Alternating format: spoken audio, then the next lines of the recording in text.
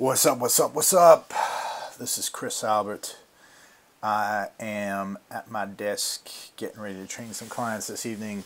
I'm getting a lot of questions from all of you about belly fat. A lot of you have stubborn belly fat or muffin tops around the midsection. Somebody asked me what a muffin top is. Muffin top is when you put your pants on and your lower belly fat hangs around the sides.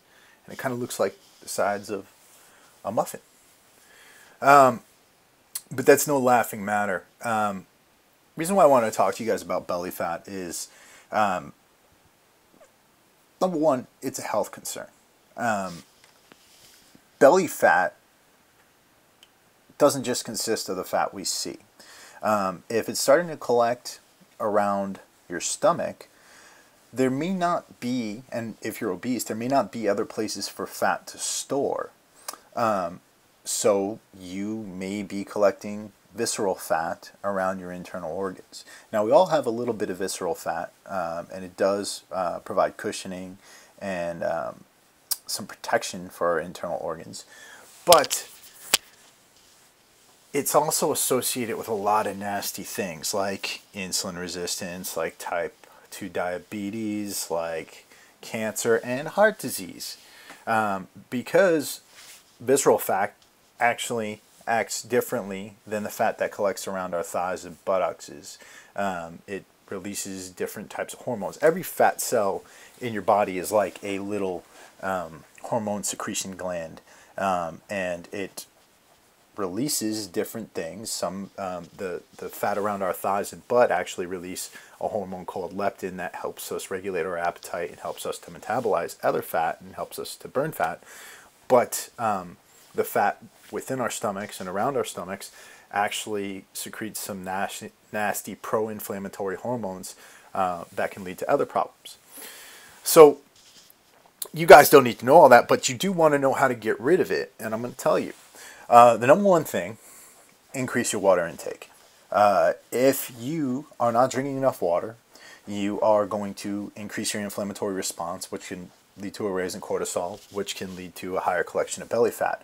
On the other hand, drinking more water can actually help you to fight against those pro-inflammatory hormones that your belly fat is producing, and can actually help you to get rid of some of that belly fat there.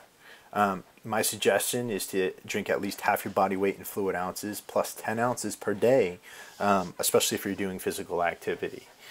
2, perform physical activity. Do exercise, resistance training. Try to get in 30 minutes of cardio 3 to 5 times a week if you can. Do high intensity cardio, barbell complexes, things like that. Go for a walk, do some burpees. You guys know what gets your heart rates up. I'm not going to get into the debate about which one's more effective or not right now, but you definitely do need to pay the cardio piper if you want to get rid of that belly fat. There's better ways and there's worse ways, but you got to do it. 3, reduce sugar intake. Right? What does that mean? Well, there's sugar that we know we're getting, the candies and things like that. But also if you're eating fruit 10, 15 times a day, that's excess sugar. You should eat fruit once a day. In addition to that, you want to look for hidden sugar in the foods you're eating. Now, a lot of you are like, well, there's no hidden sugar in the foods I'm eating. I read all my labels. Well, if you pick up your protein powder, and you look on there and you see carbohydrates listed there, probably around 8 for a lot of people, and you see an ingredient in the ingredients label, not the nutrition label, called maltodextrin. Maltodextrin actually acts the same exact way in the body as sugar does. Same thing if you're drinking Splenda in your coffee, or if you're drinking a lot of those artificial sweeteners. Pure, what's it called? Not Truvia. Blah blah blah blah blah blah blah blah blah blah blah blah blah. Not Salvia.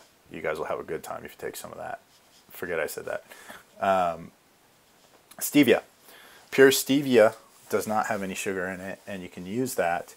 But things like Splenda or some of the other artificial sweeteners you see out there, they have maltodextrin in there. There's a maltodextrin mix to make it taste a little bit sweeter.